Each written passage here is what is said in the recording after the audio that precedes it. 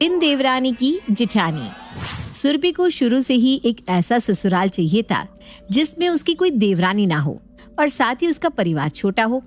ऐसे ही एक दिन सुरभि के लिए एक रिश्ता आता है और सुरभि की माँ राधा उसके लिए फोटो लेकर आती है। सुरभि, तेरे लिए एक लड़के का रिश्ता आया है, बहुत बढ़िया है, अच्छा कमाता है और तुझे पता है सबसे छोटा और सबका लाडला भी है ये। क्या? सबसे छोटा? इसका मतलब मैं सबसे दब कर रहूंगी? ना बाबा ना, मैं दब के नहीं रह सकती माँ। मुझे ये रिश्ता मंजूर नहीं है, मना कर दो इस रिश्ते के लिए। मैं ऐसे घर नहीं जा सकती जहाँ पर लोग मुझ पर हुक्म चलाए। अरे सुरभि, ऐसा नहीं बोलते बच्चे, तो क्यों समझती नहीं है? माँ देखिए, अगर आपको मेरी शादी करवानी है ना तो आपको मेरी पसंद को अपनाना ही होगा, नहीं तो मैं शादी ही नहीं करूंगी। हाँ। सुरभि की बात सुनकर राधा का मुंह बन जाता है और अब वो सुरभि के लिए ऐसा ही घर ढूंढ रही थी जहाँ लड़का इकलौता हो और किस्मत से उसको ऐसा घर मिल भी जाता है। उसके घर विकास नाम के एक लड़के का रिश्ता आता है। विकास अमीर के साथ इकलौता भी था। ये सुनते ही सुरभि हाँ बोल देती है और बहुत जल्द उसकी शादी विकास से हो जाती है। शादी के बाद सुरभि काफी खुश थी, पर कौन जानता था कि उसकी ये खुशी ज्यादा समय तक टिकने वाली नहीं थी। एक दिन सुरभि अपने घर में काम कर रही थी, तभी उसकी सास जानकी उसको आवाज लगाती है। बहू, बहू कहाँ है? जरा पैर तो दबा दे, पैरों में बहुत दर्द हो रहा है। जी माँ जी, अभी आती हूँ। अपनी सास की आवाज सुनकर सुरभि तुरंत अपनी सास के पास जाती है और पैर दबाने लगती है, पर तभी उसकी सास कहती है, अरे बहू, सर में भी काफी दर्द हो रहा है, अगर तू एक कप चाय बना कर ले आएगी तो थोड़ा आराम मिल जाएगा। हाँ हाँ माँ जी, मैं अभी आपके लिए चाय बना कर लाती हूँ। वैसे भी मैं तो बनी गई हूँ इस घर की नौकरानी, पता नहीं लोग शादी ही क्यों करते हैं। बहू, अब खड़ी खड़ी क्या सोचने लगी? जा, नहीं तो तेरी इकलौती सास का सर फट जाएगा। जी जी माँ जी, जा रही हूँ। सुरभि मुंह बनाकर वहां से अपनी सास के लिए चाय बनाने के लिए चली जाती है। वो चाय बना रही थी, तभी उसके दरवाजे पर किसी की दस्तक होती है। सुरभि अपनी चाय को गैस पर ही छोड़कर दरवाजा खोलती है तो दरवाजे पर विकास था। विकास जी, आज आप इतनी जल्दी घर आ गए?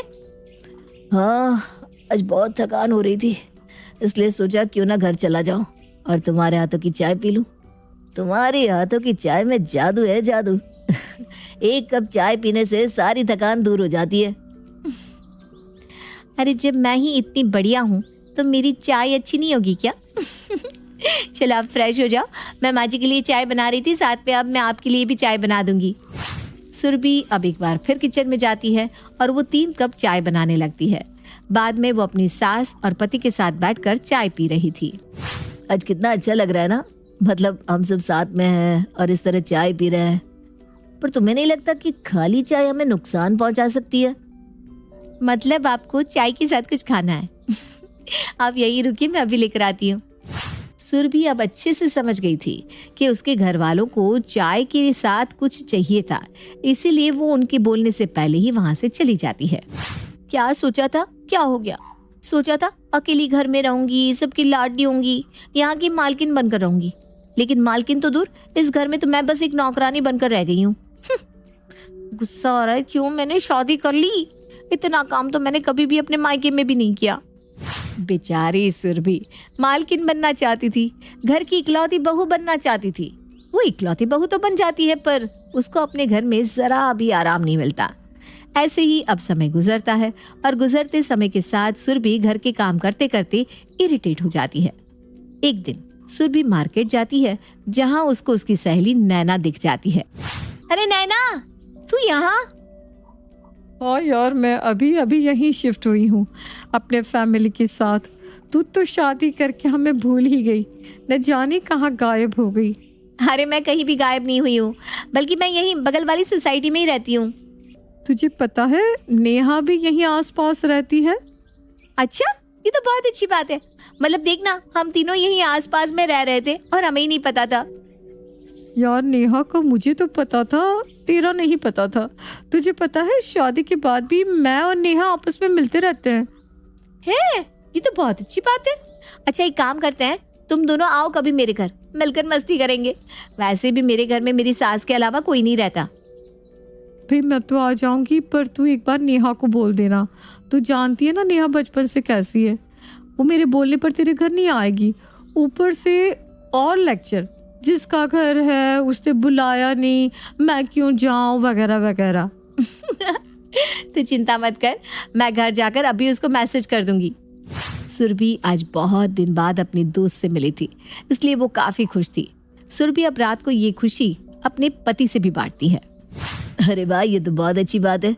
इतने दिन बाद ही सही, आखिरकार तुम भी अपनी सहेलियों से मिल लोगी। हाँ विकास, मैं सच में बहुत खुश हूँ। मैंने उन्हें अपने घर भी बुला लिया है, वो आएंगी तो मेरा मन भी लगा रहेगा। अरे ये तो और अच्छी बात है। अच्छा सुरभि, रात बहुत ज्यादा हो गई है, इसलिए तुम सो जाओ। मुझे भी ऑफिस का थोड़ा काम है, बस वो निपटा कर मैं भी सो जाता हूँ। विकास की बात सुनकर सुरभि सो जाती है और अगले दिन वो अपनी दोस्तों के आने की तैयारियां करने लगती है। कुछ देर बाद सुरभि की सहेलियां उसके घर आती है। अरे तुम लोग आ गए, आओ बैठो, मैं तुम दोनों के लिए पानी लेकर आती हूँ। अरे पानी तो पीते रहेंगे, पर तू इधर से उधर क्यों भाग रही है? हम तेरा घर देखने थोड़ी ना आए हैं, हम तो तुझसे मिलने आए हैं पुत्तू। हाँ बस आ रही हूँ, वो माँ जी को दवाई दे दूँ, उनकी दवाइयों का टाइम हो गया है ना। इतना बोलकर सुरभि अपनी सास को दवाई देने चली जाती है और थोड़ी देर बाद आकर बैठ जाती है। अब फ्री हूँ मैं, बताओ क्या लेना पसंद करोगे तुम? नहीं नहीं, हमें कुछ नहीं चाहिए माता, हम यहाँ तुझसे मिलने आए हैं। लेकिन तू तो बहुत बिजी रहती है अपने घर में। हाँ यार, अकेली हूँ ना, तो घर की जिम्मेदारियों के साथ साथ माँ जी का भी ख्याल रखना पड़ता है। तेरी कोई देवरानी नहीं है क्या? अरे नहीं ना यार, मेरी कोई देवरानी नहीं है और अकेले ही ठीक रहता है। तेरी बात तो सही है, लेकिन देवरानी का घर में होना बहुत जरूरी है।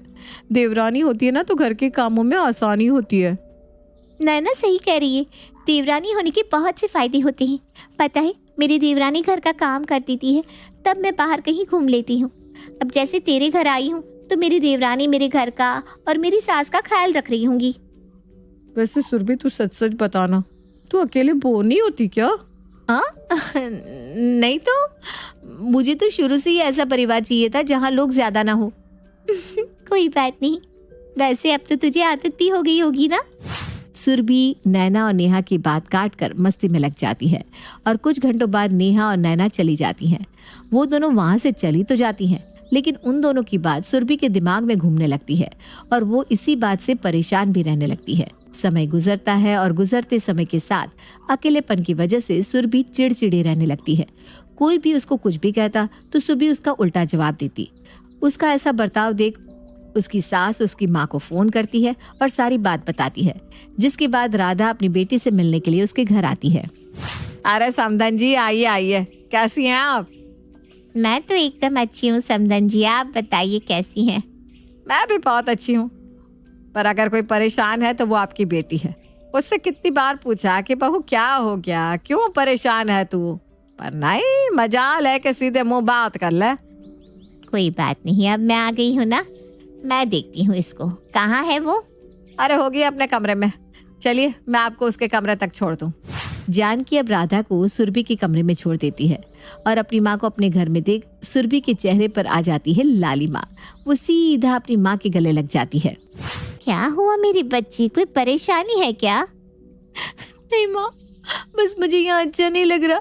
आपकी बहुत याद आती थी और वो बात भी याद आती थी जब आप बड़े फैमिली वाले रिश्ते लेकर आती थी। अरे क्या हुआ बच्चा, कुछ तो बता। राधा के बार बार पूछने पर सुरभि उसको सारी बात बता देती है। माँ, मैं यहाँ बोर हो जाती हूँ और थक भी जाती हूँ क्योंकि घर की सारी जिम्मेदारियाँ मुझ पर है। काश मैं भी बड़े फैमिली में शादी करती।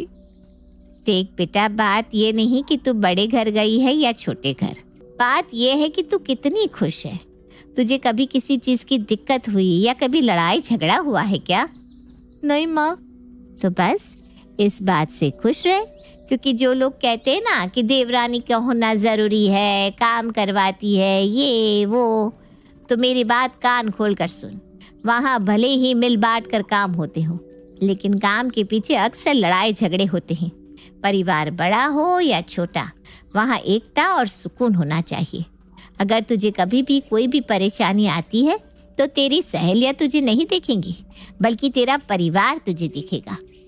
माँ सही कह रही हैं आप, शायद मैं ही उनकी बातों में आकर अच्छा बर्ताव नहीं कर रही थी, पर अब मैं बहुत अच्छे से रहूंगी माँ। सुरभि की बात सुनकर राधा के चेहरे पर एक मुस्कान आ जाती है और वो अपनी बेटी के साथ अपने समधन के पास जाती है। देर से ही सही, पर सुरभि को अब समझ में आ जाता है कि हमें अपने परिवार को दूसरों के परिवार से न तो कंपेयर करना चाहिए और न किसी की बात में आकर अपने परिवार के साथ बदसलूकी करनी चाहिए। राधा के समझाने के बाद अब सुरभि एक अच्छी बहू और एक जिम्मेदार पत्नी का फर्ज निभाने लगती है।